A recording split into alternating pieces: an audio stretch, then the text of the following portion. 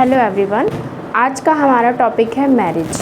अब मैरिज तो सब लोग समझते ही मैरिज क्या होता है। जिनकी मैरिज हो चुकी है उनको तो अच्छे से पता होगा, और जिनकी नहीं हो चुकी है वो लोग एंटीसिपेटरी सोशलाइजेशन करके समझ सकते हैं कि मैरिज क्या होता है, क्या क्या रिस्पॉन्सिबिलिटी होती हैं, क्या एन्जॉयमेंट होता है, और इसी के साथ साथ कितना प्रॉब्लम होती है। जो लोग जैसे भी मैरिज को देखते हैं वो वैसे सोच सकते हैं कि मैरिज क्या है।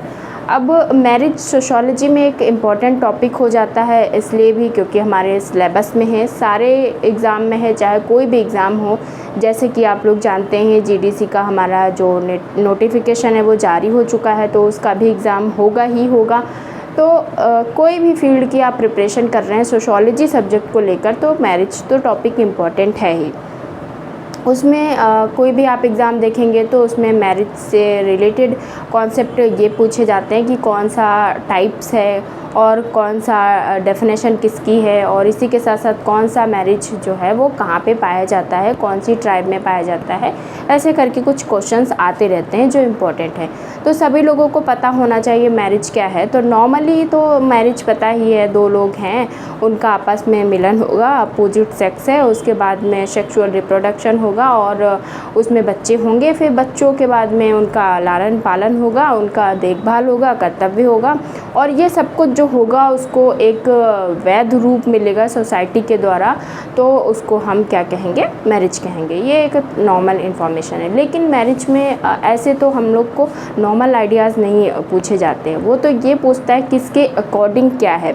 तो उसमें कुछ इंपॉर्टेंट डेफिनेशन मैंने मेंशन की हैं, आप देख सकते हैं, वो हम लोग डिस्कस करेंगे, क्योंकि इम्पॉर्टेंट डेफिनेशन ही ज़्यादा इम्पॉर्टेंट टॉपिक बनता है, क्योंकि डेफिनेशन ज़्यादा पूछी जाती है मैरिज में। मैरिज, फैमिली, किनशिप, ये सब जो भी टर्म हैं इनकी डेफिनेशन काफ़ी इंपॉर्टेंट हो जाती है, और ज़्यादातर एग्ज़ाम्स में डेफिनेशन ही पूछी जाती है। तो हम आपको डेफिनेशन लर्न कराएंगे एक डिफरेंट यूनिक ट्रिक के साथ में, और इसी के साथ साथ में जो इम्पोर्टेंट टाइप्स हैं वो, और जो भी इम्पोर्टेंट क्वेश्चंस बनेंगे वो सभी हम इसमें डिस्कस करेंगे। तो अभी इस लेक्चर में हम सिर्फ मैरिज पढ़ेंगे, ना कि हिंदू मैरिज, मुस्लिम मैरिज, ये सब हम अलग से सेपरेट पढ़ेंगे। आज हमको सिर्फ मैरिज जानना है, ठीक है। तो चलिए देखते हैं मैरिज का मतलब क्या होता है। विवाह का जो मतलब होता है वो उद्देश्य है, यानी जो वधू है उसको वर के घर लाना। तो इसका मतलब क्या हो गया, वधू को वर के घर लाना होता है मैरिज में, विवाह में। एक जो वधू होगी उसको हम वर के घर ले जाते हैं, ये इसका मतलब होता है सिंपली। और वैसे अगर हम विवाह का मतलब समझें तो बस वही जो मैंने बताया है कि दो विषम लिंगी होंगे, उनका मिलन होगा, उसको समाज जो है स्वीकृत वैधता देगा, उससे जो भी उत्पन्न संतानें होंगी वो वैध संतानें कही जाएंगी। तो ये हो गया विवाह। तो इसीलिए विवाह करते हैं ताकि उनको एक जो लीगली अथॉरिटी मिले कि हाँ हमने शादी की है, तो हमारे जो भी बच्चे हैं वो हमारे खुद के बच्चे हैं, उनको वैध रूप मिलेगा। तो ये सिंपल हो गया। उसके बाद हम इम्पोर्टेंट डेफिनेशन जब डिस्कस करेंगे तो मैंने बहुत सारी डेफिनेशन मेंशन की हैं, तो आपको पैनिक होने की नीड नहीं है, क्योंकि मैं बहुत ही इंटरेस्टिंग वे में आपको समझाऊंगी और बहुत ही अच्छे से आपको डेफिनेशन समझ में आएंगी। चलिए शुरू करते हैं। पहली हमने जो लिखी है तो हमने ऑलरेडी मीनिंग थोड़ा बहुत आपको बताया ही था। तो उसमें मैंने क्या लिखा है, नर और नारी, यानी जो मेल और फीमेल है उसके बीच में एक स्थायी संबंध होगा। स्थायी संबंध होगा और उससे क्या होगा, जो स्थायी संबंध से फिर प्रजनन होगा, और इसके ये सब चीज़ें तो मेन हैं। प्रजनन होगा, स्थायी संबंध होगा, उसके बाद में जो बच्चों का जन्म होगा। तो ये तीन चीज़ें तो मेन हैं, मतलब स्त्री पुरुष मिलेंगे, प्रजनन करेंगे, बच्चे होंगे। तो वहीं तक विवाह नहीं होता है, विवाह रूपी जो संस्था है वो उसके बाद भी बनी रहती है। तो यहाँ पे मैंने क्या मेंशन किया है, उसके उपरांत भी बनी रहती है। तो नर नारी का स्थायी संबंध होता है, बच्चे होते हैं, प्रजनन होता है, और उसके बाद भी, बच्चों के जन्म के बाद भी ये संस्था बनी रहती है। तो ये किसने कहा है, ये कहा है वेस्टरमार्क ने।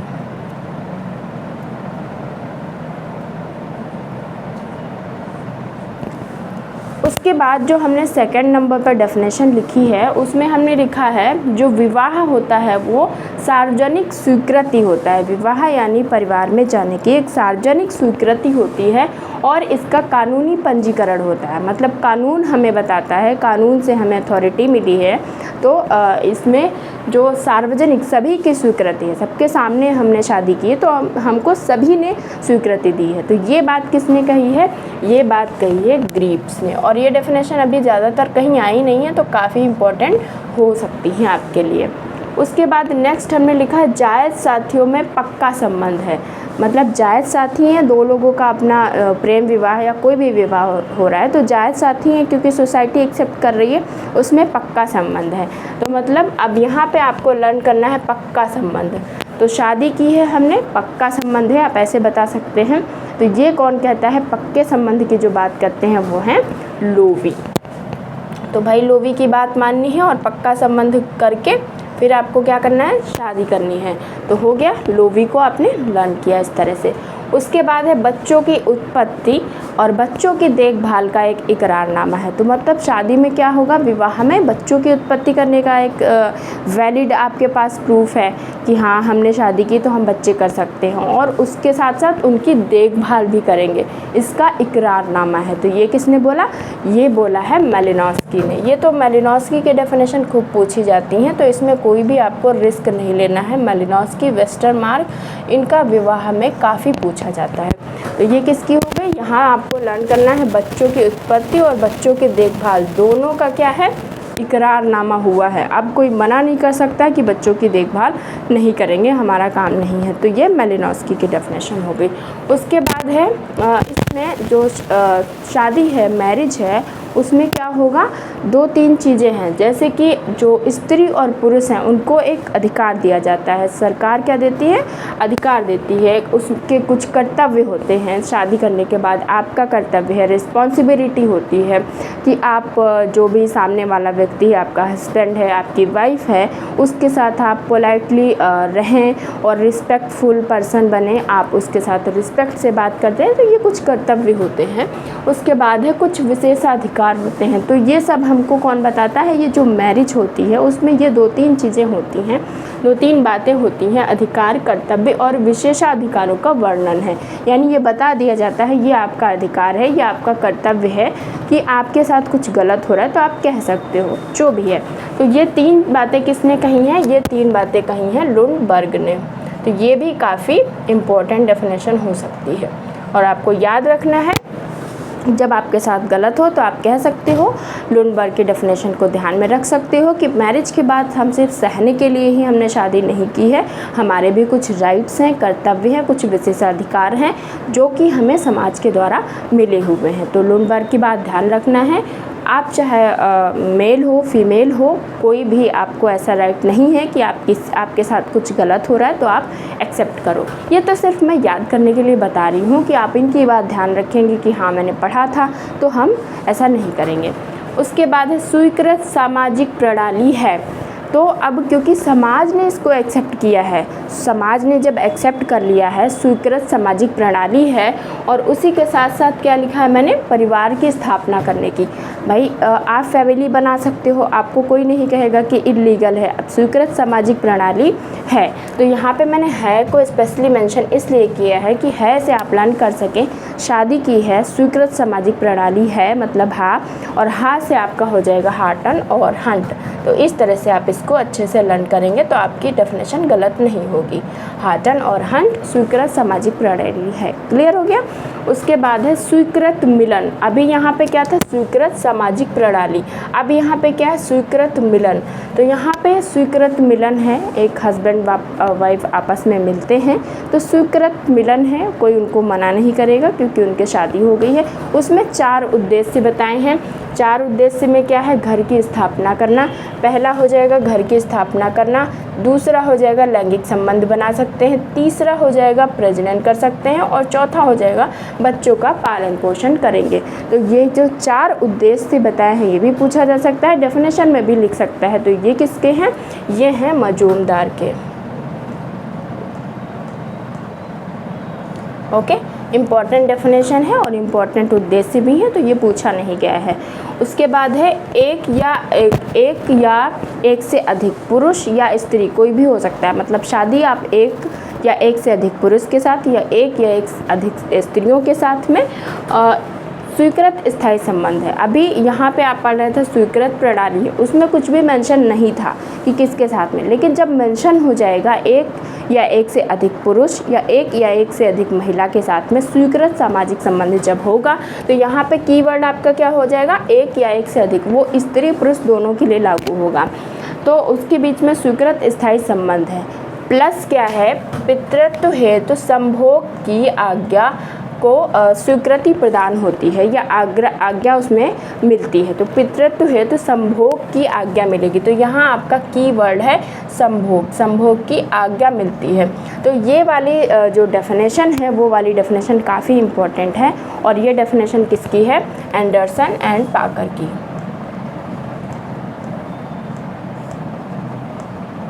ओके, और सेम इसी तरह की डेफिनेशन है। अगर आप सिर्फ एक कीवर्ड से लर्न करेंगे, एक या एक से अधिक पुरुष या स्त्री, आगे का आप नहीं देखेंगे, तो आपका 100% पॉसिबिलिटी है कि क्वेश्चन रॉन्ग हो जाए, अगर ऑप्शंस दोनों दे दिए तो। अभी मैंने यहाँ पे बताया एक या एक से अधिक पुरुष या स्त्री के बीच में जो भी वो रिलेशन बनेगा वो स्थायी होगा, और इसमें पितृत्व के संभोग की आज्ञा मिलती है। तो ये एंडरसन एंड पाकर का था। दूसरी सेम ऐसे ही है, एक या एक से अधिक स्त्री या पुरुष किसी दोनों के बीच में विवाह जो होता है वो स्थायी संबंध होता है, लेकिन साथ ही साथ में यहाँ पे कानून उसको स्वीकार करता है। तो इन लोगों के संबंध को क्या करता है, कानून स्वीकार करता है। यहाँ पे बात हो रही थी स्थायी संबंध की, यहाँ पे कानून की बात हो जाएगी। बात वही है, लेकिन अब चेंज करने के लिए थोड़ा सा उन्होंने मॉडिफाई कर दिया। तो एक या एक से अधिक पुरुष या स्त्री के बीच में कानून ने जिसको स्वीकृति दे दी है, उन संबंधों को जिसे कानून ने स्वीकार किया है, और दोनों पक्षों यानी स्त्री और पुरुष दोनों ही पक्षों, और उसी के साथ साथ में बच्चों के कर्तव्यों का समावेश भी किया। तो यहाँ पे वही सेम डेफिनेशन है, लेकिन यहाँ पे जो चेंज है उसमें दोनों पक्षों और बच्चों के कर्तव्यों की भी बात की गई है। तब जब डेफिनेशन में बच्चों के कर्तव्यों का भी समावेश हो जाएगा, यहाँ पे किसकी बात हो रही थी, संभोग की, यहाँ पे किसकी बात हो रही, कर्तव्यों की। तो जब कर्तव्यों का समावेश हो जाएगा तो ये कौन हो जाएंगे, वेस्टरमार्क। ये डेफिनेशन भी काफ़ी इम्पोर्टेंट है।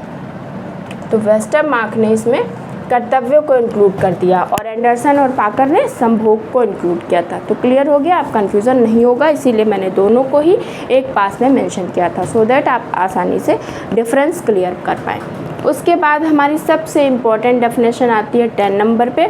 तो उन्होंने कहा है कि जो विवाह है वो स्वीकृत जो वैध संतान होगी, इसमें जो भी मतलब बच्चा होगा वो वैध संतान का एक तरीका है, या इसमें जो भी वैध संतान प्राप्त करने के लिए विवाह किया जाता है। तो कीवर्ड क्या हो जाएगा, वैध संतान। इसमें जो भी संतान होगी वो वैध संतान कहलाएगी। तो ये किसने कहा है, ये कहा है लूसी मेयर ने। बहुत ही इंपॉर्टेंट डेफिनेशन है, बहुत ही छोटी है, सबसे छोटी कह सकते हैं, और बहुत ही यूनिक है। तो भाई शादी के बाद जो भी बच्चा होगा वो कैसा होगा, वैध संतान होगा। तो क्या हो गया, लूसी मेयर। उसके बाद है यौन संबंधों का नियमन करने की एक व्यवस्था है या कार्यप्रणाली है। तो यौन संबंधों का जो नियमन होगा, यानी जो सेक्सुअल रिलेशनशिप होंगे उसका नियमन करने की जो बात करता है वो विवाह में होगा। तो ये किसने कहा है, ये कहा है रिवर्स ने। तो ये भी काफ़ी इम्पोर्टेंट डेफिनेशन है। उसी के साथ साथ जो हमारी 12 नंबर पे हमने मेंशन की, वो तो बहुत ज़्यादा इम्पोर्टेंट और बहुत बार आ चुकी है, तो बहुत ही सिंपल है, इसमें कोई भी दिक्कत की बात नहीं है। तो ये क्या कहा है, पारिवारिक जीवन में प्रवेश कराने की संस्था है। विवाह क्या है, पारिवारिक जीवन में प्रवेश कराने की संस्था है। तो यानी आप जब भी शादी करेंगे तो आप ये सोचेंगे पारिवारिक जीवन में हमने प्रवेश कर लिया। तो आप ऐसा ख्याल रखना अपने माइंड में, जब आप जयमाला की तैयारी कर रहे हो तो सोचना अब हम क्या कर रहे हैं, पारिवारिक जीवन में प्रवेश करने की संस्था है वो कर रहे हैं। तो ये किसने कहा, बुगार्ड्स ने। तो बुगार्ड्स को ध्यान रखना, ठीक है, जयमाला के टाइम पे। और जिनका हो चुका है वो लोग याद कर लें कि हाँ, बुगार्ड्स ने कहा था कि पारिवारिक जीवन में प्रवेश कर रहे हैं। तो अब कोई भी दिक्कत है, अब आपको तो एडजस्ट ही करना पड़ेगा। क्लियर। तो ये सब कुछ ऐसा नहीं है कि कहा गया है, बाद में आप कमेंट मत करना, ऐसा नहीं है, मैं तो बस लर्न करने की ट्रिक्स बता रही हूँ, ठीक है, तो बोगार्ट्स की हो गई। और ये बहुत इंपॉर्टेंट डेफिनेशन है, पीजीटी वगैरह में बहुत बार आ चुकी, तो ज़्यादातर लोगों को पता ही होगा। उसके बाद है जो दूसरी इम्पॉर्टेंट डेफिनेशन हमने 13 नंबर पे मेंशन की, उसमें विषम लिंगियों की बात हो रहा है, यानी अपोजिट सेक्स की बात हो रहा है। तो यहाँ पे कहता है विषम लिंगियों की यौन क्रिया, जो विषम लिंगी होंगे उनकी यौन क्रिया और साथ ही में सामाजिक आर्थिक संबंधों में उसको अधिकार मिलेगा। तो सोशल इकोनॉमिक जो भी संबंध हैं उसमें उनको राइट्स मिलते हैं, उनके अधिकारों की बात होती है। तो यहाँ पे आपका जो कीवर्ड है वो है विषम लिंगी। तो ऐसी बात किसने की है? तो विषम लिंगियों की जो बात की है वो है मजूमदार एवं मदन।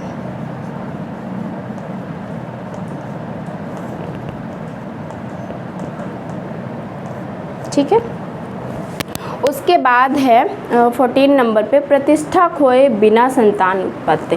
तो जो भी संतान उत्पन्न होगी उसमें प्रतिष्ठा नहीं खोनी है। अब आपकी अगर शादी नहीं होगी और ऐसे ही संतान उत्पन्न हो रही तो प्रतिष्ठा खो गई। प्रतिष्ठा खोनी नहीं है, उसके बाद जो आपकी संतान उत्पत्ति होगी वो आपका होगा विवाह। तो ये बात किसने कही? बहुत अच्छी बात कही है, ये बात कही है जॉनसन ने। क्लियर? तो प्रतिष्ठा खोए बिना, प्रतिष्ठा नहीं खोनी है। अगर आपको अपने बच्चों का जो भी बच्चे हैं उनके जॉनसन बेबी क्रीम लगानी है तो प्रतिष्ठा नहीं खोनी है। तो ऐसे करके लर्न करेंगे तो ही आपको लर्न हो पाएंगे। डेफिनेशन लर्न करना बहुत बिग टास्क है, क्योंकि किसने क्या कहा, किसने क्या कहा, हमें क्या पता। अगर आप मीनिंग पूछोगे तो मैं क्लियरली बता दूंगी किसी के भी आइडिया से, लेकिन किसने क्या कहा वो याद करना थोड़ा बहुत मुश्किल हो जाता है। तो आप क्या जाए ऐसी सिचुएशन में, ट्रिक बनाइए या तो आप खुद बनाइए तो बहुत ही अच्छा है। अगर आप नहीं बना सकते हैं तो आपको जहाँ से मिल पाए वहाँ से आप सीखने की कोशिश करिए। तो ये मेरी तो खुद की ट्रिक है, क्योंकि मैंने अपने टाइम पे याद किया था तो वही हम आपके साथ शेयर कर रहे हैं। तो हो सकता है आपके लिए यूनिक रहे, हेल्पफुल रहे, क्योंकि कभी कभी दूसरे की ट्रिक हमको ज़्यादा समझ में आ जाती है कि हाँ ये तो हो सकता है। जैसे मैंने आपको बताया था स्वीकृत सामाजिक प्रणाली है मतलब है, तो हार्टन और हंट हा से आपने जोड़ लिया। तो मैंने और भी जैसे बताया कि वैध संतान करनी है तो लूसी मेयर को याद रखना है, पारिवारिक जीवन में प्रवेश करना है तो बोगार्ट्स को याद रखना है। तो ऐसे ही तो चीज़ें समझ में आती हैं। तो इसलिए जॉनसन्स बेबी क्रीम लगाना है तो वैध प्रतिष्ठा खोए बिना संतान उत्पत्ति करनी है। ठीक है, तो जॉनसन हो गया। उसके बाद है आदर्श मानदंडों की समग्रता। तो मानदंडों की यानी नॉर्म्स की किसी ने बात ही नहीं की है। तो ये जो विवाह है वो आदर्श मानदंडों की समग्रता है। इसलिए है क्योंकि जब हम प्रतिष्ठा नहीं खोएंगे, जो हमारी संतान होगी वो वैध होगी, स्वीकृत तरीका है, कानून ने हमको इसमें स्वीकृति दे दी है, बच्चों की देखभाल का इकरारनामा है, किसने कहा? मेलिनोव्स्की ने। तो इस तरह से जब स्वीकृत जो आदर्श मानदंड हैं उनकी समग्रता है, तो मानदंड की और कोई भी बात नहीं करता है, सिर्फ हॉबल हैं। तो आपको याद करके रखना है हॉबल ने क्या कहा है? आदर्श मानदंडों की समग्रता है। तो ये भी काफ़ी इम्पोर्टेंट डेफिनेशन है और आपके काम आ सकती है। उसके बाद हम यहाँ पे हमारा कीवर्ड हो गया आदर्श मानदंड। फिर हम यहाँ पे देखते हैं हमारा जो 16 नंबर पे कीवर्ड है वो क्या है?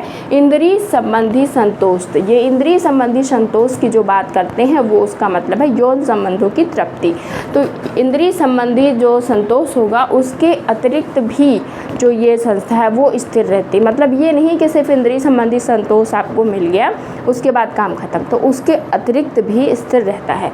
तो ये बात किसने कही? ये बात कही है रॉबर्ट लोबी ने।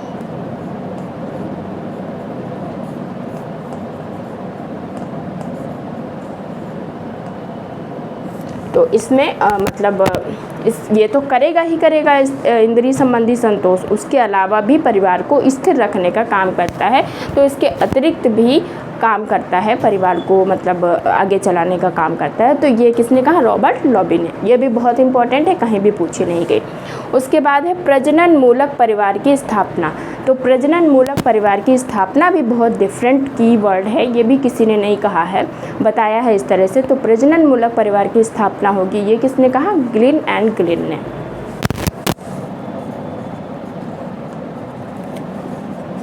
ग्लिन एंड ग्लिन ने।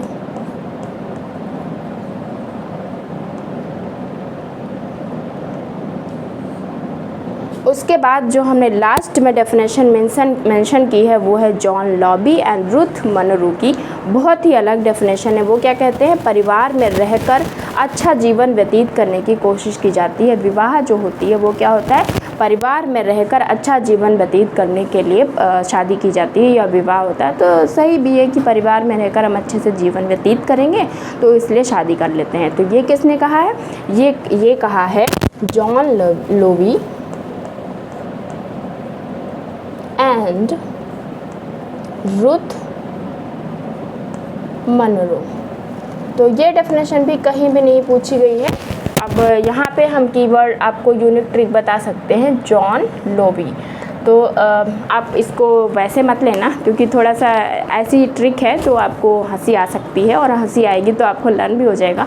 तो मैं बता रही हूँ जॉन लोवी, ठीक है, आपको लर्न करना है। तो परिवार में रहकर अच्छा जीवन व्यतीत करना है। अब जो हस्बैंड वाइफ है एक दूसरे की जान है, तो जॉन लोवी को आपको जान लेने से याद करना है, मतलब जान नहीं लेना है, अच्छे से रहना है और परिवार में अच्छे से जीवन व्यतीत करना है। तो एक दूसरे की जान मत लेना, जॉन लोवी। ओके, तो अब तो आपको समझ में आ गया होगा क्योंकि मैं ऐसी ही ट्रिक बनाती हूँ जिसमें थोड़ा सा आपको हंसी आए, थोड़ा सा आपको अच्छा लगे, थोड़ा सा आपके दिमाग में चीज़ें कैच हो पाएँ। तो आपको भी ऐसी कुछ ट्रिक बनानी पड़ेंगी, ऐसी कुछ कहानी बनानी पड़ेंगी कि आपको, क्योंकि समाजशास्त्र बहुत इंटरेस्टिंग सब्जेक्ट है और उसी के साथ साथ बहुत प्रॉब्लमेटिक भी हो सकता है अगर आप इसको इंटरेस्टिंग वे में नहीं लेंगे। तो सोशियोलॉजी वही कहती है कि अपने जीवन में उसको उतारना है, सोशियोलॉजी से आपको प्रेम करना है, तभी वो आपको समझ में आएगी। अगर आप उसको बोरिंग समझेंगे, आप सोचेंगे मुझे तो समझ में नहीं आ रहा है ऐसे ऐसे, तो नहीं आएगा। लेकिन आप एक बार अपनी लाइफ से रिलेट करके देखेंगे, चीज़ें आपको एकदम क्लियर दिखेंगी। तो ठीक है, मैंने आपको बहुत सारे कीवर्ड्स बताए हैं। अब जयमाल के टाइम याद रखना आपको क्या करना है, पारिवारिक जीवन में प्रवेश करना है। और किसने बोला है, बोगार्ट ने बोला है। वैध संतान करनी है तो लूसी मेयर को ध्यान रखना है। और अगर प्रतिष्ठा खोए बिना संतान उत्पत्ति करनी है तो जॉनसन को याद रखना है। आदर्श मानदंडों की समग्रता अगर आपको लानी है तो भाई हॉवेल की बात माननी पड़ेगी। आदर्श मानदंड लाने हैं तो आपको शादी ढंग से करनी पड़ेगी। इंद्रिय संबंधी सोच जो संतोष है उसके अतिरिक्त और भी परिवार को स्थिर करने का काम करता है। तो ये किसने कहा, रॉबर्ट लोवी ने। प्रजनन मूलक परिवार की स्थापना है तो ये तो ग्लिन बोले हैं, इसके अलावा और कोई भी नहीं बोले। फिर परिवार में रहकर अच्छा जीवन व्यतीत करना है तो जॉन लोवी, यानी जान मत लेना, आराम से रहना है सभी को। उसके बाद कुछ इंपॉर्टेंट हम आपको यहाँ पे जो डेफिनेशन है वो बता दें कौन कौन सी है, तो आप उसे लर्न कर लेना। बाकी ज़रूरी नहीं आप सारी लर्न करें, इम्पॉर्टेंट बस इतनी बहुत है, इससे ज़्यादा तो बाहर आनी नहीं चाहिए। आ गई तो फिर देखा जाएगा, वो नई डेफिनेशन होगी, लेकिन इतनी जो मैंने बताई है अगर आपने लर्न कर ली तो बहुत है, इससे ज़्यादा तो आना नहीं चाहिए। तो पहली जो हमने बताई थी आपको, नर नारी यानी जो पुरुष और महिला है उसके बीच में स्थायी संबंध, प्रजनन, बच्चों के जन्म के अतिरिक्त भी या उपरांत भी बनी रहती है संस्था। तो ये वेस्टरमार्क ने बोला था। इसी के साथ साथ ये भी बोला था, एक या अधिक जो स्त्री या पुरुष होंगे उनको कानून स्वीकार करता है, उसी के साथ साथ कर्तव्य का समावेश होता है। तो ये वेस्टरमार्क की दो डेफिनेशन है। क्लियर हो गया। मालिनोव्स्की की डेफिनेशन इम्पॉर्टेंट है जिसमें वो बच्चों की उत्पत्ति, बच्चों की देखभाल का इकरारनामा कहते हैं, तो ये मालिनोव्स्की है। इसके अलावा मालिनोव्स्की ने एक बात और बोली थी जिसमें वो बोलते हैं विवाह ही सच्चा स्वरूप था, है और रहेगा, जो कि हम आपको आगे बताएंगे। और वेस्टरमार्क ने उसकी जगह पे आदि स्वरूप की बात की। तो अगर आदि स्वरूप होगा तो वेस्टरमार्क हो जाएगा, सच्चा स्वरूप होगा तो मालिनोव्स्की हो जाएगा। तो परेशान मत होइए, हम अभी आगे आपको अच्छे से बताएंगे। वो एक विवाह में बात करते हैं, ठीक है। तो ये मैंने आपको इम्पोर्टेंट बताई। मालिनोव्स्की, वेस्टरमार्क का ज़रूर पूछा जा सकता है। उसके अलावा ये तो एकदम नई डेफिनेशन है, ना कहीं ज़्यादा मेंशन है और ना ज़्यादा कहीं आई हुई है। तो इसमें क्या कहते हैं, सार्वजनिक स्वीकृति कानूनी पंजीकरण है, ग्रीव्स की डेफिनेशन है। उसके बाद है पक्का संबंध है, जायज़ शादियों के बीच में पक्का संबंध है। तो पक्का संबंध करना है तो लोवी की बात याद रखनी है। उसके बाद बच्चों अधिकार, कर्तव्य, विशेषाधिकार, तीन चीज़ें शामिल होंगी शादी में। अधिकार मिलेगा, कर्तव्य मिलेंगे जिसमें मैंने बताया था रिस्पॉन्सिबिलिटी निभानी है, किसी को गलत चीज़ें बर्दाश्त नहीं करनी। अगर आपको लगता है करके चल रही हैं तो ठीक है, कर भी लो, मैं ऐसा नहीं कह रही हूँ, आपकी चॉइस है, मैं तो लर्न करने के लिए बता रही हूँ। और ये किसने कहा है, तीन चीज़ों की बात ब्रूनबर्ग ने की है। स्वीकृत सामाजिक प्रणाली है, मतलब हार्टन और हंट। उसके बाद स्वीकृत मिलन जिसमें चार उद्देश्य की बात की, घर की स्थापना होगा, प्रजनन होगा, बच्चों का पालन पोषण होगा और यौन संबंध, लैंगिक संबंध होगा। तो मजूमदार ने कही। मजूमदार के साथ जब मदन भी लगा होगा तो उन्होंने विषम लिंगियों की यौन क्रिया की बात की है। तो ये भी इम्पॉर्टेंट डेफिनेशन है विषम लिंगियों की यौन क्रिया, ये भी कहीं नहीं ज़्यादा पूछी जाने की पॉसिबिलिटी है। उसके बाद हमने ये दोनों आपको बता दी, यौन संबंधों का नियमन करना रिवर्स, लेकिन प्रजनन मूलक परिवार की स्थापना करना गिलिन एंड गिलिन। तो बहुत ही माइनर डिफरेंस है, कन्फ्यूज़न नहीं क्रिएट करना। यौन संबंधों का नियमन रिवर्स हो जाएंगे, लेकिन प्रजनन मूलक परिवार की स्थापना, यहाँ पे परिवार भी हो जाएगा तो ग्रीन गिलिन हो जाएगा। और इसकी तो मैंने अच्छे से ट्रिक बता दी और ये भी बता दिया, प्रतिष्ठा खोए बिना भी बता दिया। जॉनसन बेबी लगाना है तो जॉनसन की बात याद रखनी है। आदर्श मानदंड बता दिया हमने हॉबल। इंद्रिय संबंधी संतोष बता दिया हमने कि उसके अलावा भी आप काम है परिवार की, जो स्थिर परिवार को रखता है रॉबर्ट लॉबी। उसके अलावा मैंने बताया परिवार में रहकर अच्छा जीवन व्यतीत करना है तो आपको ये तो भूलेंगे नहीं, एक दूसरे की जो भी लाइफ है, जॉन लोबी, रुथ मनरो। ठीक है, तो मैंने बहुत अच्छे से आपको डेफिनेशन समझाने की कोशिश की एंड आई थिंक आपको भी अच्छे से समझ में आई होगी। कुछ डेफिनेशन आपको नई भी मिली होगी, ट्रिक भी नहीं मिली होगी, तो चलिए नोट कर लीजिए, फिर हम लोग डिस्कस करते हैं टाइप्स।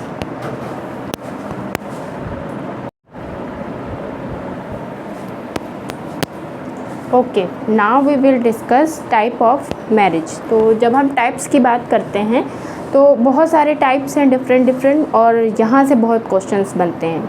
टाइप्स से तो बनने भी चाहिए, तो हम एकदम क्लियर कट में आपको बताएंगे, कोई भी कन्फ्यूज़न नहीं होगा। और जितने इम्पोर्टेंट इसमें चीज़ें कवर हो सकती थी वो मैंने कोशिश की है कि आपको सब कुछ एक ही पास बता दें, सो दैट आपको डिफरेंट बुक्स में खोजना ना पड़े। तो जितनी पॉसिबिलिटी है एग्ज़ाम में क्वेश्चंस के आने की वो मैंने यहाँ पे लाने की कोशिश की। तो चलिए हम लोग देखते हैं, जो मर्डॉक थे उन्होंने कितने सोसाइटी की स्टडी की थी। उन्होंने विवाह के लिए 253 समाज की स्टडी की थी, तो उसमें से ये पाया था कि जो 43 समाज थे उसमें क्या था, एक विवाह पाया जाता था, यानी 43 समाजों में एक विवाह प्रथा पाई जाती थी। और उस जो बहुविवाह था वो 153 समाज में पाया जाता था, तो वो मैंने वहाँ पे मेंशन कर दिया। तो मैंने इसलिए मेंशन किया कि क्या पता ये पूछ ले, क्योंकि आजकल डिफ़िकल्टी लेवल तो आप जानते ही हैं। तो 253 में से 43 में एक विवाह था, 153 में क्या था, बहुविवाह था। और केवल एक समाज ऐसा था जिसमें बहुपति प्रथा पाई जाती थी, और भी कुछ प्रथाएं थी जो पाई जाती थी। तो यहाँ पे केवल रेशियो आप देख सकते हैं कि क्या रेशियो था। तो जैसे द्रौपदी वगैरह हो गया, तो बहुत कम रेशियो उसका था बहुपति का। और अगर बहुविवाह का देखें तो रेशियो बहुत ज़्यादा था, यानी 153। और उसके बाद फिर मोनोगैमी देखा जाए तो 43 सोसाइटी में था। ये तो एक एक्स्ट्रा फैक्चुअल नॉलेज हो गया, ये तो इतना कोई वो नहीं है, आपकी मर्ज़ी, आप ध्यान दो ना दो। उसके बाद हम बात करें, अगर टाइप्स पे आते हैं तो दो टाइप्स जो ब्रॉड हमारे दिखते हैं वो हमको एक विवाह और बहुविवाह दिखता है। तो बहुविवाह में बहुत सारे सवाल पूछे जाते हैं, एक विवाह तो बहुत सिंपल है, बहुत अंडरस्टूड भी है, उसमें कोई दिक्कत की बात नहीं है। तो एक विवाह जो है वो तो जैसे आपको पता भी है कि एक विवाह क्या होता है, लेकिन उसके भी कुछ टाइप्स बताए गए हैं। तो इसमें 2-3 लोग की चर्चा हम करेंगे एक विवाह में। तो पहले नंबर पे जिनकी हम चर्चा करेंगे वो हमारे हैं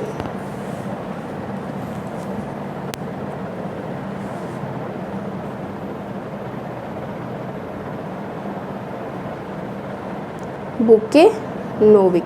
शायद आपने ये नाम ना सुना हो या सुना हो, पता नहीं।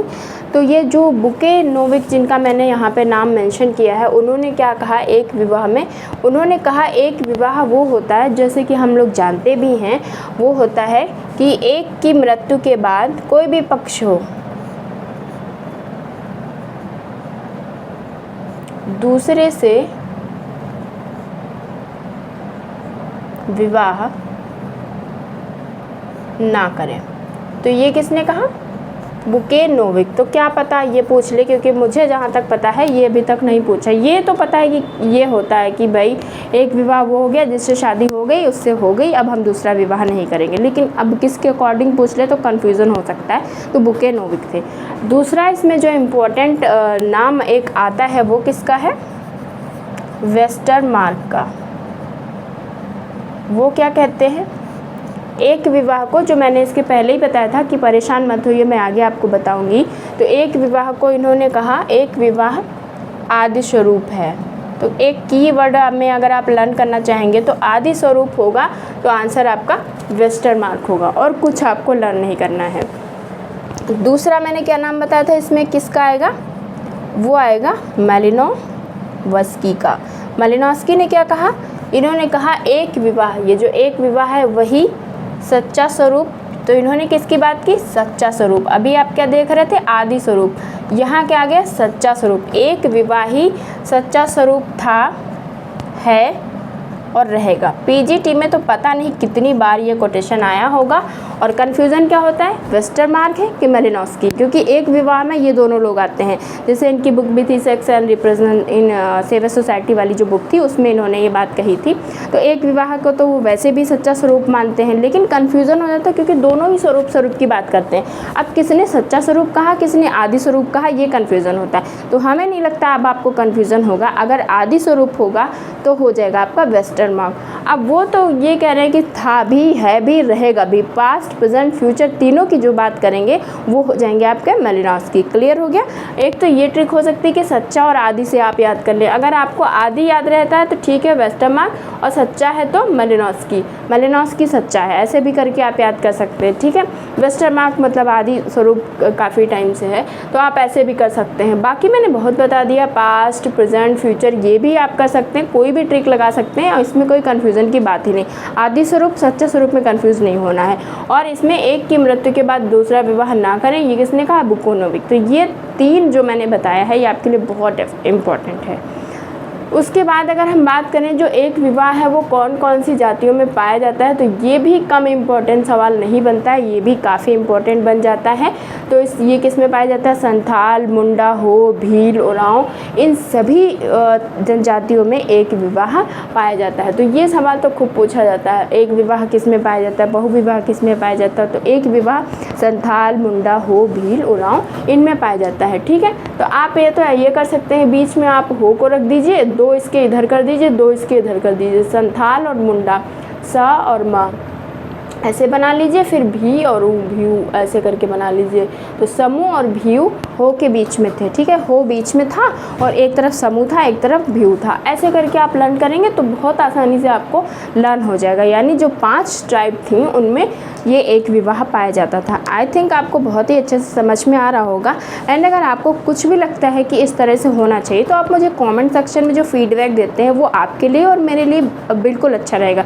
जैसे कि हो सकता है मेरा थोड़ा बोलने का तरीका फास्ट हो, या मेरा जो राइटिंग है वो विजिबल ना हो, या आपको ये चाहिए हो कि मैं थोड़ा सा हिंदी में ज़्यादा बोलती हूँ, या आपको इंग्लिश थोड़ा सा लगता है कि इंग्लिश में होना चाहिए। जो भी आपको वैल्यूएबल सजेशन लगते हैं तो आप बहुत ही आराम से मुझे बता सकते हैं। मैं उसको नेगेटिव पर्सपेक्टिव में नहीं ले जाती हूँ, क्योंकि जितना ही आपका क्रिटिक होता है आपके लिए वो उतना ही अच्छा होता है।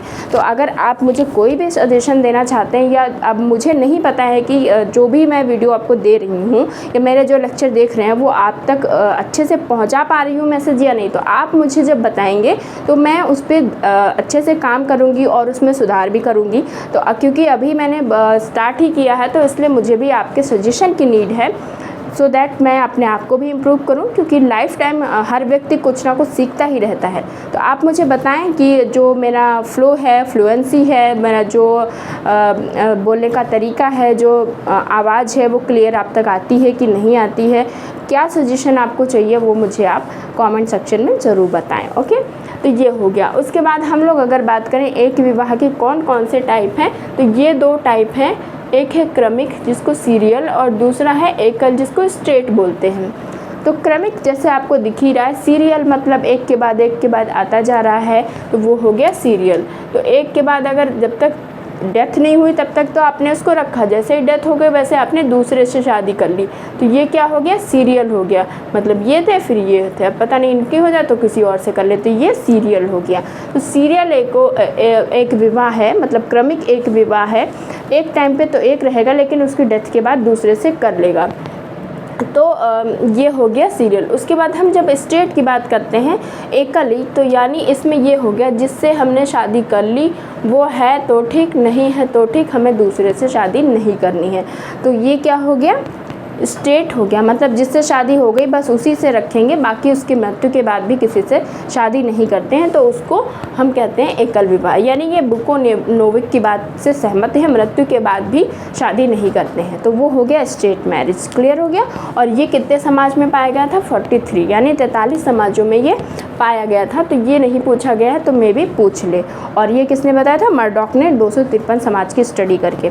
चलिए, एक विवाह क्लियर हो गया। अब ये नहीं भूलना है संथाल, मुंडा हो, भील होना। क्लियर। उसके बाद हम लोग जब बढ़ते हैं बहुविवाह की तरफ, तो बहुविवाह में भी 2 टाइप हैं, ठीक है, बहुपति और बहुपत्नी, जो कि आप जानते हैं, जिसको हम पॉलीएंड्री एंड पॉलीजेनी बोलते हैं। तो पॉलीएंड्री जो है, तो पॉलीएंड्री जो है उसमें भी 2 टाइप हैं, एक फैटर्नल एंड एक नॉन फैटर्नल। तो ये मैंने जो मेन टाइप्स हैं वो लिखे हैं, इसके अलावा भी और हैं, तो उसको हम अभी नेक्स्ट करेंगे।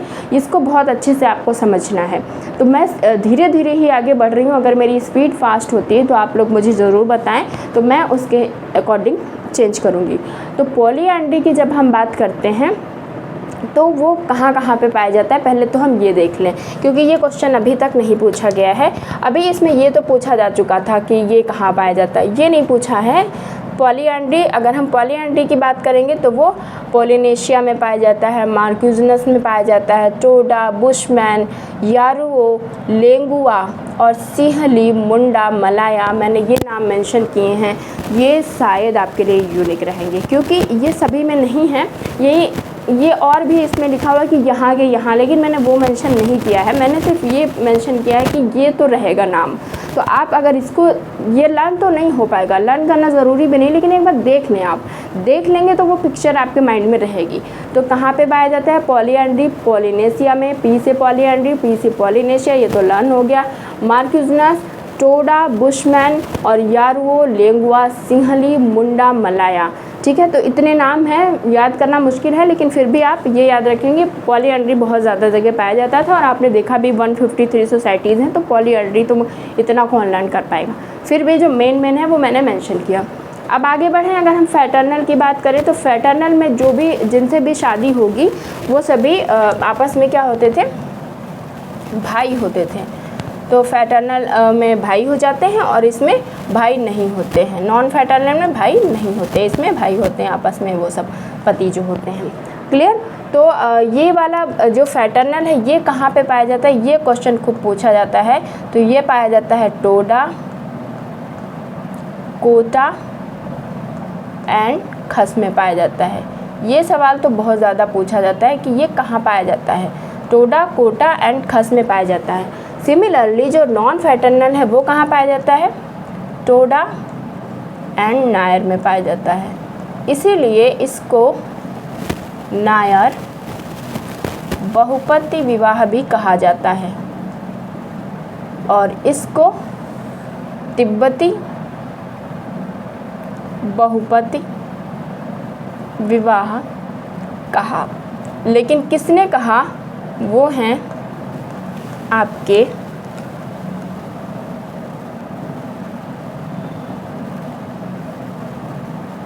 मैकलेन।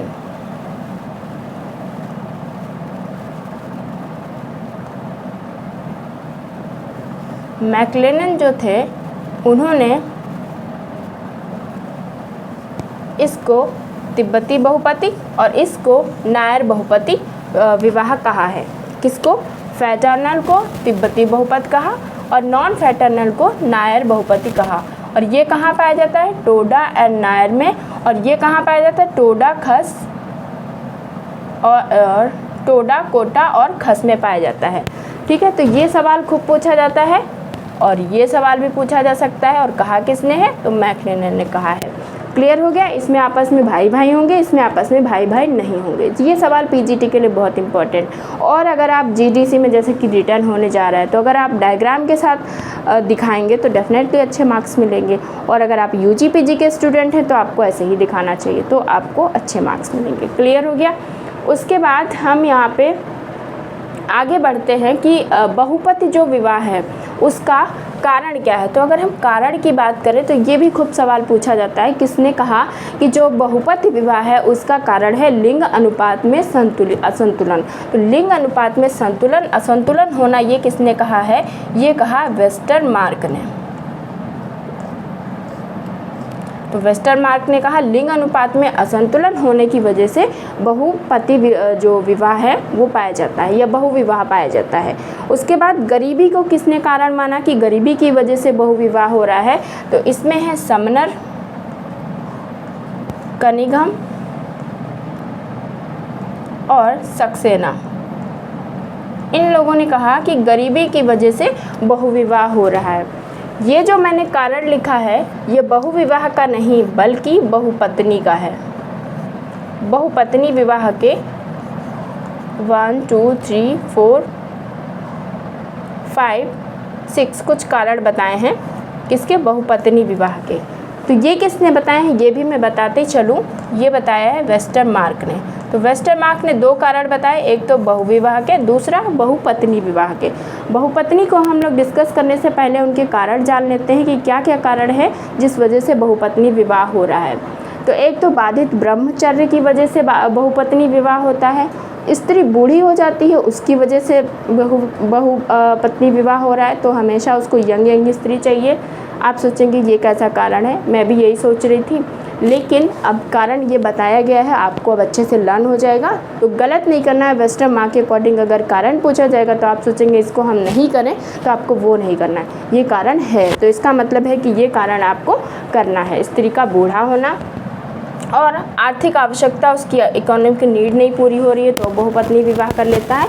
डाइवर्सिटी की वजह से कर लेता है, या उसके संतान उसको ज़्यादा चाहिए तो इस वजह से कर लेता है, या समाज में सम्मान पाने के लिए, सामाजिक सम्मान पाने के लिए वो बहुपत्नी विवाह कर लेता है। जैसे पहले राजा लोग, रानियाँ बहुत ज़्यादा हुआ करती थी तो इस वजह से वो कर लेते हैं। ठीक है, तो ये कारण किसने बताया, वेस्टरमार्क ने। चलिए अब हम लोग आगे बढ़ते हैं और उसके बाद हम लोग देखते हैं कि बहुपत्नी विवाह। तो बहुपत्नी विवाह भी काफ़ी इम्पोर्टेंट है, यानी पॉलीजेनी। तो ये कहाँ पे पाया जाता है, तो ये मैंने मेंशन किया है बहुत ज़्यादा जगह बहुपत्नी। और बहुपत्नी में जैसे कि हमने एस्किमो लिखा है, क्रो लिखा है, हिदात्सा लिखा, हो सकता है क्लियर विजिबल ना हो इसलिए मैं बोल दे रही हूँ, आप नोट कर लेना। एस्किमो, क्रो, हिदात्सा और अफ्रीका के हाबशियों और इसाइरो, वेबलिनो और इब्राइनो और नंबूद्री ब्राह्मण, यहाँ पे स्पेस कम था तो मैंने ना करके लिख दिया, ये है नंबूद्री ब्राह्मणों में भी बहुपत्नी विवाह पाया जाता है। नागा में पाया जाता है, गोंड में पाया जाता है, बैगा में पाया जाता है, भील में पाया जाता है, टोडा में पाया जाता है, लूशाई में पाया जाता है। तो इतनी जगह मैंने मेंशन किया है कि बहुपत्नी प्रथा पाई जाती है। ठीक है, तो ये है, इसमें से कुछ पूछा जा सकता है जैसे कि नागा, गोंड, बैगा, भील, टोडा, लूशाई, ये ऑप्शन में ज़्यादा पूछे गए। जो मैंने ब्लैक से मेंशन किया ये वाले ज़्यादा पूछे जाते हैं। पीजीटी में मैंने कई बार देखा, पूछा गया कि इसमें से किस में बहुपत्नी प्रथा नहीं पाई जाती, तो एक बहुपत्नी का डाल देगा, जैसे कि टोडा, कोटा, खस ऐसे करके डाल देगा। लेकिन आपको याद करना है जो टोडा है वो दोनों में ही है, इसमें भी है, इसमें भी है, इसमें भी है। तो आपको ये एक फ़ायदा हो जाएगा कि टोडा अगर आता है तो वो तीनों में ही, फैटर्नल हो, नॉन फैटर्नल हो या फिर पॉलीजेनी हो, तीनों में ही टोडा है। तो ये आप यहाँ से एक आपका इजी हो सकता है, और बाकी तो अलग हैं तो वो तो थोड़ा सा देखना पड़ेगा। उसके बाद हम बात करें कि इसमें 2 कोटेशन मैंने मेंशन किए हैं। तो किसने कहा है जो बहुपत्नी प्रथा है वो वैदिक काल से लेकर वर्तमान काल तक रही, यानी पहले भी था और अभी भी देखा जाता है कहीं ना कहीं बहुपत्नी प्रथा पाई जाती है। तो ये किसने कहा है, तो ये कहा है कपाड़िया ने। तो ये कोटेशन इंपॉर्टेंट हो सकता है आपके लिए कि पूछ ले कहीं, वैदिक काल से लेकर अभी तक पाई जा रही है, तो कपाड़िया ने कहा। उसके बाद है कि बहुपत्नी प्रथा 3 वर्गों में पाई जाती है, धनी, शासक, अभिजात वर्ग में सामान्यतः देखी जाती है। तो 3 वर्गों की किसने बात की है, तो ये हैं अल्टेकर आपके अल्टेकर। तो ये 2 कोटेशन इंपॉर्टेंट हो सकते हैं बहुपत्नी यानी पॉलीजेनी के पर्सपेक्टिव में। उसके बाद हम देखें बहुविवाह में 2 पत्नी भी हो सकता है जिसको बायोगेमी कहा जाता है। तो यहाँ पे इम्पॉर्टेंट क्वेश्चन ये है कि बायोगेमी कहाँ पाया जाता है, तो आर्गेन और एस्किमो मैंने मेंशन कर दिया, ये पूछेगा डेफिनेटली, अगर पेपर अच्छा बनाएगा तो पूछ सकता है। तो 2 पत्नी, जहाँ पे एक हस्बैंड 2 पत्नियों को रखेगा तो उसमें क्या हो जाएगा, आर्गेन एंड एस्किमो हो जाएगा। ठीक है, उसके बाद हमने ग्रुप मैरिज लिखा है, तो एक तरफ पति का समूह होगा, एक तरफ पत्नियों का समूह होगा। ये कहाँ पाया जाता है, तो ज़्यादातर ऑस्ट्रेलिया की जनजातियों में पाया जाता है, और कुछ श्रीलंका और ऐसे वेस्टरमार्क ने बताया कि भारत के भी कुछ उसमें पाया जाता है। तो इस तरह से हम लोगों ने समझने की कोशिश की है इम्पॉर्टेंट क्वेश्चंस क्या क्या हो सकता है टाइप्स में। तो जब हम बात करेंगे एक विवाह की, तो हमने देख लिया कि किस तरह से एक विवाह में एक ही एक रहेगा, एक हस्बैंड एक वाइफ रहेगा। और जब हम बात करते हैं पॉलीगैमी की, तो उसमें मैनी हस्बैंड मैनी वाइफ हो सकते हैं। जब हम बात करेंगे बहुपति की यानी पॉलीएंड्री की, तो उसमें मैनी हस्बैंड होंगे, वन वाइफ होगी। और उसके बाद जब हम पॉलीजिनी की बात करेंगे तो मैनी वाइफ्स होंगी, वन हस्बैंड होगा। और जब हम फैटर्नल की बात करेंगे तो जो हस्बैंड होंगे वो ब्रदर्स होंगे। जब हम नॉन फैटर्नल की बात करेंगे तो वो ब्रदर्स नहीं होंगे। कहाँ पे पाया जाता है? टोडा और नायर में पाया जाता है। मैकलिनन ने इसको नायर विवाह बोला, नायर बहुपति बोला है, और इसको तिब्बती यानी फैटर्नल को। बाकी ये कारण पूछ लेता है तो वो मैंने बताया। द्विपत्नी बायोगैमी का कहाँ पे पाया जाता है? आर्गन और एस्किमो बहुत ज़्यादा इम्पोर्टेंट है।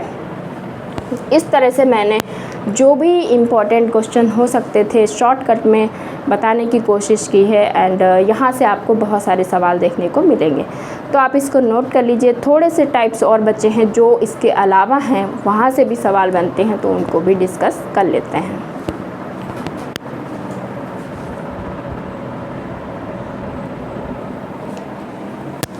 Okay, let's learn some another different important types of marriage. तो जो हमने किए थे वो तो थे ही इम्पॉर्टेंट, उसके अलावा ये भी इम्पॉर्टेंट है जो मैंने यहाँ पे मेंशन किए। चलिए हम लोग क्विकली इसको समझने की कोशिश करते हैं। तो हमने यहाँ पे मेंशन किया अधिमान्य विवाह, यानी प्रेफरेंशियल मैरिज जो होती है उसको 3 टाइप में बांटा गया। और इसका मतलब है किसी एक समूह को वरीयता दी जाती है, तो वरीयता दी जाती है वो हो जाता है अधिमान्य विवाह। तो उसमें उन्होंने 3 टाइप के विवाह बताए हैं। नंबर 1 पे कज़िन, और नंबर 2 पे लेवीरेट, और नंबर 3 पे सोरोरेट। तो ये हम लोग समझते हैं। सबसे पहले हम जब कज़िन की बात करते हैं, यानी सहोदर जो मैरिज है, विवाह है, उसको उन्होंने कहा कि जब जो सेम संबंधी मतलब एक ही लिंग के जब संबंधियों में शादी होती है तो उसको हम लोग सहोदरज बोलते हैं। और उसमें उन्होंने 2 टाइप बताए हैं, एक है सलिंग सहोदरज और एक है विलिंग सहोदरज। तो ये सेम ही होता है, मतलब सेम ही सेक्स में के जो भाई बहन होते हैं उनके बीच में शादी होती है। इसमें अपोजिट सेक्स की बात होती है, मतलब जब एक ही लिंग के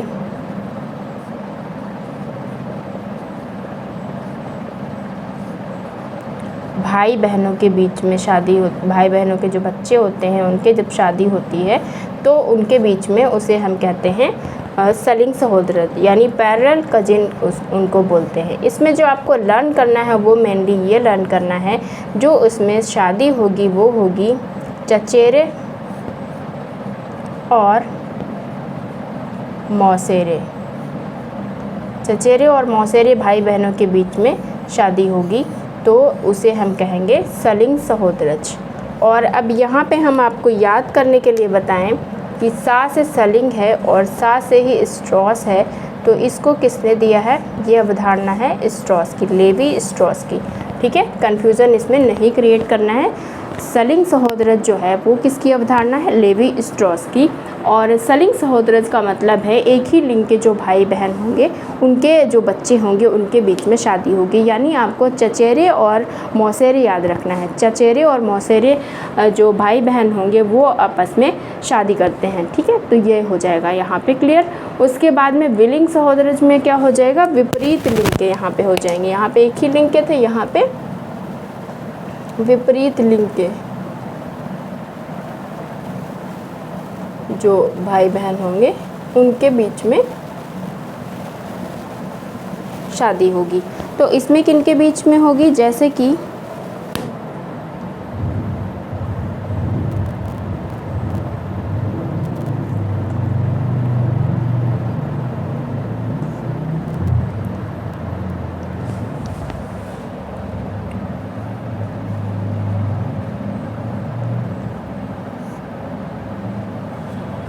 इसमें क्या आपको याद करना है? इसमें याद करना है ममेरे और फुफेरे। इन भाई बहनों के बीच में होगी, ममेरे और फुफेरे भाई बहनों के बीच में होगी, यानी मामा और जो फूफा के बच्चे होंगे वो आपस में शादी करते हैं, तो वो हो जाते हैं क्रॉस कज़िन मैरिज। और ये अवधारणा किसने दी है? ये दी है टायलर ने। तो ये आपको याद करनी है, ये टायलर का, ये खूब पूछा जाता है। क्रॉस कज़िन किसका है? तो वो टायलर है। और अगर आएगा यहाँ पे पैरेलल कज़िन तो वो हो जाएगा स्ट्रॉस का। तो यहाँ पे क्या होगा? यहाँ पे जो बुआ का लड़का होगा उसके बीच में शादी होगी, यानी बुआ और जो मामा के बच्चे हैं वो आपस में शादी करते हैं। तो इसमें इसको दो उसमें और बताया गया है, मातृपक्षी विलिंग सहोदरज और पितृपक्षी विलिंग सहोदरज। अगर आप एक याद करेंगे तो आपको आसानी से समझ में आएगा, नहीं तो कन्फ्यूज़न हो जाएगा। यहाँ तो मामा फूफा से काम चल गया, इधर चाचा मौसा से काम। यहाँ पे सिर्फ आपको एक याद करना है, मातृपक्षी विलिंग सहोदरज कौन होगा? जब बुआ के लड़के से शादी होगी। अब बुआ का लड़का है, यानी बुआ के लड़के से शादी हो रही है, तो उधर क्या हो जाएगा? मामा की लड़की होगी, तभी तो होगा, तो इससे शादी होगी। तो आपको याद करना है, जब हम बुआ के लड़के के साथ शादी करेंगे तो वो क्या हो जाएगा? मातृपक्षी। ठीक है, तो आपको ये एक ही याद करना है, नहीं तो आप कंफ्यूज हो जाएंगे। अगर मातृपक्षी विलिंग सहोदरज पूछेगा तो बुआ के लड़के के साथ शादी होगी। अब बुआ का लड़का है तो दूसरी तरफ, क्योंकि यहाँ पे ममेरे फुफेरे थे तो वहाँ पे आपको अपोजिट लगा लेना है। तो एक याद करना है, ज़्यादा कन्फ्यूज़न नहीं क्रिएट करना। बुआ के लड़के के साथ शादी मतलब मातृपक्षी विलिंग सहोदरज। अब इसका अपोजिट हो जाएगा पितृपक्षी विलिंग सहोदरज में क्या हो जाएगा? बुआ की लड़की हो जाएगी और यहाँ पे मामा का लड़का हो जाएगा। तो वो तो बताने की बात है नहीं, वो तो अंडरस्टूड है। ठीक है, तो आपको एक याद करना है, जब यहाँ पे अपोजिट हो जाएगा तो यहाँ पे आपका आंसर दूसरा हो जाएगा। तो बुआ के लड़के के साथ आप याद रखना, बुआ के लड़के के साथ करेंगे तो मातृपक्षी विलिंग सहोदरज हो जाएगा। क्लियर हो गया? यहाँ से क्वेश्चन यही पूछा जाता है, किसके बीच में है? तो ममेरे फुफेरे होगा तो आपका क्रॉस कज़िन हो जाएगा। मैं तो इसमें भी आपको यही कहूँगी कि एक ही याद करिए, लेकिन इसमें का इसमें नहीं जोड़ देना है, इधर ममेरे और इधर मौसेरे कर दिए, ऐसे नहीं करना है। तो चाचा और मौसा को एक साथ रखना है, यानी चचेरे और मौसेरे एक तरफ रहेंगे और जो ममेरे और फुफेरे वो एक तरफ रहेंगे। यानी मैंने बताया ना, बुआ का लड़का होगा और मामा की लड़की होगी। तो ये आपको इधर क्रॉस कज़िन में रखना है। ठीक है, और ये टायलर ने दिया। यही दो सवाल पूछे जाते हैं, ये भी पूछ सकता है। तो इसमें बुआ का लड़का होगा और मामा की लड़की होगी। और पैरेलल में पूछेगा तो यहाँ पे एक ही लिंग के जो संतान होंगी उनके बीच में जो शादी होगी, चचेरे और मौसेरे के बीच में। और ये दिया किसने? लेवी स्ट्रॉस ने। उसके बाद अगर हम बात करें लेवीरेट यानी देवर या भाभी विवाह की, तो ये जब मृत पति के जो पति होता है उसकी डेथ हो जाती है, उसका जो छोटा भाई होता है उसके साथ में जब शादी होती है तो उसको हम देवर विवाह या भाभी विवाह कहते हैं। ये लेवीरेट होता है। ये उत्तर प्रदेश के जो हरियाणा जो है वहाँ पे जो अहिर जनजातियाँ हैं उसमें ज़्यादा पाया जाता है। इसके अलावा आपको याद करना, जैसे का खा गा होता है ना, वैसे ही आपको यहाँ पे मैंने मेंशन किया है सा खा गा, सा खा गा।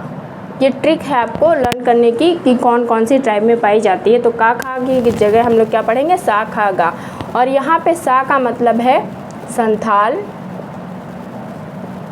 खा का मतलब है खरिया और गा का मतलब है गोंड। तो यहाँ पे ये पाया जाता है सा खा गा, यानी संथाल खरिया गोंड में पाया जाता है लेवीरेट। और इसके अलावा जो यूपी की उसमें हरियाणा में अहिर जो जनजाति है उसमें भी पाया जाता है। तो ये भी क्या पता पूछ ले। सोरोरेट इसी तरह जब वाइफ की जब डेथ हो जाती तो उसकी बहन के साथ जब शादी की जाती है यानी साली के साथ, तो उसे सोरोरेट कहते हैं। और ये कहाँ पे पाया जाता है? इसमें आपको एक हटा देना है, संथाल, यानी ये खरिया और गोंड में पाया जाता है। तो यहाँ पे हो जाएगा आपका खा और गा, खग।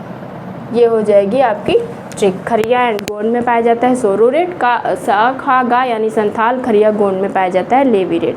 तो ये ट्राइब तो पूछेगा ही कि कहाँ पे पाया जाता है, तो इसलिए मैंने इम्पॉर्टेंट इस पे ज़्यादा फोकस किया। इसमें जो पूछा जाएगा उस पर फोकस किया। अब हम लोग दूसरे टाइप्स देखते हैं और क्या क्या टाइप्स हो सकते हैं। वो बहुत ज़्यादा इम्पॉर्टेंट नहीं है, बस आपको उसका मीनिंग पता होना चाहिए। मीनिंग में पूछ सकता है कि ये क्या मैरिज है। तो जैसे सोरोरेल पोलिजिनी की जो मैंने बात लिखी है उसमें हमने लिखा है सौसरक बहुपत्नी विवाह जो है ये किस में पाया जाता है। तो ये बहुत रेयर होता है, इसमें जो सभी पत्नियां होती हैं वो क्या होता है, आपस में बहन होती हैं। और ये कहाँ पाया जाता है, नागा, गोंड, पैगा, लुसाई में पाया जाता है। तो मैंने मेंशन कर दिया कि सोरोरेल पोलिजिनी जो सौसरक बहुपत्नी विवाह है वो नागा, गोंड, लुसाई और बेंगा में पाया जाता है। तो यहाँ से क्वेश्चन बन सकता है। उसके बाद हमने मेंशन किया डुअल करियर मैरिज यानी द्विजीवन वृत्ति जो विवाह है वो कहाँ पाया जाता है। तो ये ज़्यादातर पश्चिमी समाजों में पाया जाता है जिसमें हस्बैंड एंड वाइफ दोनों ही जॉब करते होते हैं। उसके बाद हमने लिखा है होमोसेक्सुअल यानी समलैंगिक विवाह। तो समलैंगिक विवाह ये होता है जब एक ही लिंग के साथ हम शादी कर लेते हैं, यानी पुरुष पुरुष या बहनें बहनें जब शादी कर लेते हैं, लेडीज़ शादी कर लेती हैं तो उसे हम कहते हैं समलैंगिक विवाह। चेने इंडियाना या फिर अजेंडे सुजान में पाया जाता है। तो ये मैंने ऐसे ही मेंशन कर दिया, क्या पता पूछ ले एग्जाम्पल देके, तो आपका ये हो सकता है। बाकी होमोसेक्सुअल तो पता ही है आपको। उसके बाद मैंने लिखा है मार्गनेटिक मैरिज जो होता है वो क्या होता है। तो मार्गनेटिक जो है, मॉर्गनेटिक वो लैटिन शब्द मार्टिमोनियम और मॉर्गनेटिकम से बना हुआ है, जिसका मतलब क्या होता है, इसका मतलब होता है marriage with a morning gift यानी सुबह का उपहार।